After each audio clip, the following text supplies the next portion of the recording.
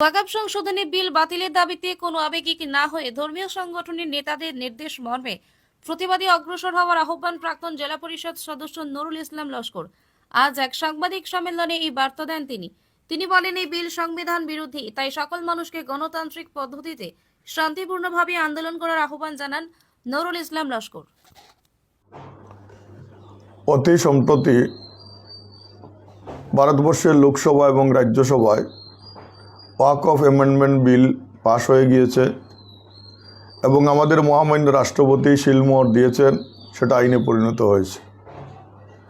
এই ওয়াকফ বিলের বিরোধিতা যারা করেছেন, ইন্ডিয়া জোটের যে সমস্ত রাজনৈতিক দল, লোকসভা এবং রাজ্যসভায় বিভিন্ন রাজনৈতিক দলের এমপিরা রাজ্যসভার এবং লোকসভার যে হারে যুক্তিতর্ক প্রদর্শন করেছেন, পক্ষে বিপক্ষে, সকলকে আমি ধন্যবাদ জ্ঞাপন করছি। বিশেষ করে ইন্ডিয়া জোটের যে সমস্ত এমপি লোকসভা এবং রাজ্যসভায় এই ওয়াকফ বিলের বিরোধিতা করে যে সমস্ত যুক্তিযুক্ততা তুলে ধরেছেন, সেটা সমস্ত ভারতবাসী অনুধাবন করা দরকার। গণতান্ত্রিক দেশে সংখ্যাগরিষ্ঠতাই প্রধান।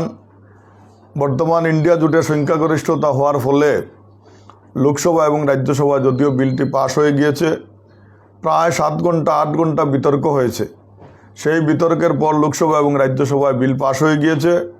সংখ্যাগরিষ্ঠতা বেশি থাকার কারণে পাশ হয়ে গিয়েছে, তাতে আমাদের দুঃখ করার কিছু নেই। তবে এই বিল কেবলমাত্র এই যে অ্যামেন্ডমেন্ট বিল সেটা যে কেবলমাত্র মুসলমান বিরোধী ওয়াকফ বিল সেটা নয়। আমার হিসাবে এই বিল সমস্ত জাতিবর্ণ নির্বিশেষে সকলের ধর্মীয় বিষয়ের উপর হস্তক্ষেপ আমি মনে করি।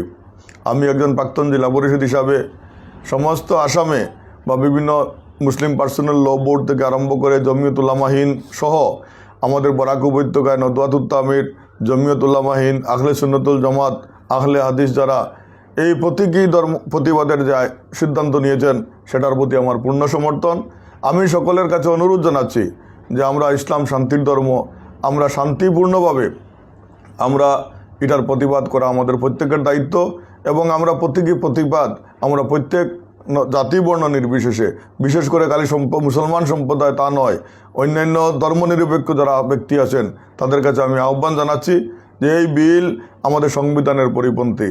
আমরা নিশ্চয় জানি আমাদের ভারতবর্ষের সংবিধান, যে সংবিধান প্রণেতা ডক্টর বি.আর. আম্বেদকর, সেই সংবিধানের আর্টিকেল 26, আর্টিকেল 25, আর্টিকেল 29 এবং আর্টিকেল 30 যেটা আমাদের মৌলিক অধিকারের রক্ষণাবেক্ষণের দায়িত্ব আমাদেরকে দিয়েছে, আমাদের ধর্মীয় অধিকারের যে দায়িত্ব দিয়েছে, সেটার উপর হস্তক্ষেপ আমি মনে করি। আমাদের আসামে বর্তমান সময় যদি অ্যাসেসমেন্ট করা যায়, তাহলে আমাদের আসামে কমেও এই মুহূর্তে আমাদের আসামে প্রায় অনুমানিক 20,000 বিঘা ওয়াকফ সম্পত্তি আছে, যাহার বাজার মূল্য 50,000 কোটি টাকা। আমি সমস্ত ভারতের কথা বাদ দিয়ে দিলাম, শুধু আসামে 20,000 বিঘা জমি ওয়াকফ সম্পত্তি আছে, যার বাজার মূল্য 50,000 কোটি টাকার চেয়েও অধিক। এই ওয়াকফ সম্পত্তিটা কি আজকে আমাদের বুঝতে হবে। আমাদের ধর্মীয় মুসলিম ধর্মাবলম্বী যারা আছেন, আমাদের মসজিদ, মাদ্রাসা, দরগা, ঈদগাহ এবং বিভিন্ন মাদ্রাসায় বিভিন্ন ছোট মাদ্রাসা পরিচালনার জন্য যে খরচ বহন করতে হয় বা অসহায় মানুষদেরকে সাহায্য করার জন্য সহৃদয় ব্যক্তিগণ আল্লাহর নামে, উপরওয়ালার নামে যে জমি দান করেন, সেটাই হচ্ছে আমাদের ওয়াকফ সম্পত্তি। সেই ওয়াকফ সম্পত্তি থেকে মসজিদ মাদ্রাসা পরিচালিত হয়। কোনো কোনো জায়গায় মসজিদের ইনকাম খুব কম, মসজিদের সঙ্গে মাদ্রাসা যুক্ত আছে, সেই মাদ্রাসার পড়াশোনা, ছাত্রদের খাওয়া দাওয়া থেকে আরম্ভ করে যারা শিক্ষকতা করেন তাদের মাসিক বেতন সবটা বহন করা হয় সেই ওয়াকফ সম্পত্তি থেকে। বর্তমান ওয়াকফ অ্যামেন্ডমেন্ট বিলের সেকশন 3C-তে যেটা অন্তর্ভুক্ত করা হয়েছে যে জেলা উপায়ুক্তকে সম্পূর্ণ ক্ষমতা দেওয়া হয়েছে, যদি কোনো কেউ কমপ্লেন করে এটা ওয়াকফ সম্পত্তি, জেলা উপায়ুক্ত এখানে এসে সেটা নির্ধারণ করবেন ওয়াকফ কি না। সেই বিষয়টার জন্য আজকে সবচেয়ে বেশি দুঃখিত আমরা। যে কোনো সময় জেলা উপায়ুক্ত সরকারের পক্ষের মানুষ থাকেন, সরকারের কথা তিনি শুনেন, সেই হিসাবে যে কোনো জমির বিরুদ্ধে যদি ওয়াকফের কোনো কমপ্লেন যায়, তিনি সেটা এসে ওয়াকফ করতে পারবেন বা বলতে পারবেন। এবং সেটা যতদিন পর্যন্ত যদি দুই পক্ষের ডিসপুট লেগে যায়, সেটা শেষ হওয়ার আগ পর্যন্ত সেটা সরকারের থাকবে। যারা এই ওয়াকফ সম্পত্তি থেকে মসজিদ মাদ্রাসা পরিচালনা করেছিল তাদের কি অবস্থা হবে।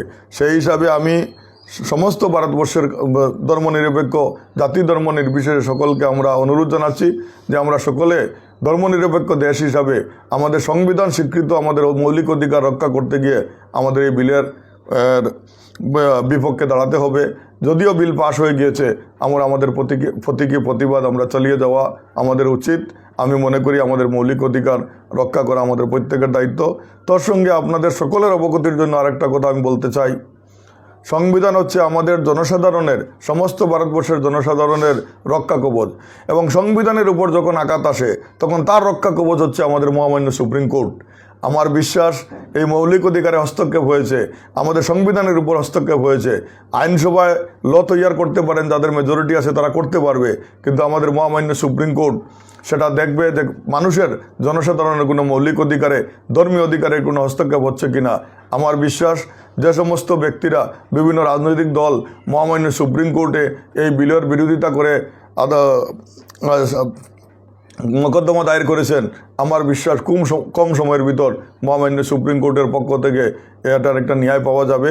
তাই আমি আমার বক্তব্যে আবারও সকল ধর্মাবলম্বী, বিশেষ করে মুসলিম সম্প্রদায়কে আমি অনুরোধ জানাচ্ছি, আমরা প্রত্যেকে শান্তিপূর্ণভাবে প্রতীকী প্রতিবাদ চালিয়ে যাওয়ার জন্য, যাতে আমরা কোনো উচ্ছৃঙ্খলতা না করি। সরকারের কোনো সম্পত্তি, সরকারের আইন কানুন আমরা মেনে যাতে আমাদের এই ন্যায্য মৌলিক অধিকার, সাংবিধানিক অধিকার যাতে আমরা আদায় করতে গিয়ে আমাদের প্রতীকী প্রতিবাদ চালিয়ে যেতে পারি, সেটার জন্য আবারও আমি বরাক উপত্যকার যে সমস্ত ইসলামিক সংগঠন দায়িত্ব নিয়েছে, জনসাধারণকে সজাগ করার যে প্রস্তুতি নিয়েছে, সেটার প্রতি আমার পূর্ণ সমর্থন, এবং আমি সকলের ধর্মনিরপেক্ষ সকলের সহযোগিতা কামনা করছি। কারণ আজকে আমাদেরকে মনে রাখতে হবে, আজকে যে সমস্ত ধর্মীয় ওয়াকফ বোর্ড মুসলমানদের আক্রমণ করা হয়েছে, কালকে খ্রিস্টানদের ওয়াকফ সম্পত্তিতে আক্রমণ করা হবে, পরশুদিন বুদ্ধদের ওয়াকফ সম্পত্তিতে আক্রমণ করা হবে, এরপর আমাদের হিন্দু ভাইদের এই যে সমস্ত ট্রাস্ট আছে, ওয়াকফ সম্পত্তি আছে, তাদের আক্রমণ করা হবে। আমাদের টোটাল সম্পত্তির প্রায় 27% হচ্ছে আমাদের ওয়াকফ সম্পত্তি, সব ধর্মাবলম্বী মিলিয়ে। সেই যদি আমাদের সমস্ত ভারতবর্ষের সম্পত্তির 27% হচ্ছে আমাদের বিভিন্ন ধর্মীয় ওয়াকফ সম্পত্তি হিসাবে ব্যবহৃত হচ্ছে, সেই 27% যদি কেবল মুসলমানদের নয় সমস্ত ধর্মাবলম্বী মিলে আজকে আমাদের সকলকে আমাদের মৌলিক অধিকার, আমাদের ধর্মীয় অধিকার বাঁচিয়ে রাখতে হবে। সবাইকে ধন্যবাদ। জয় হিন্দ।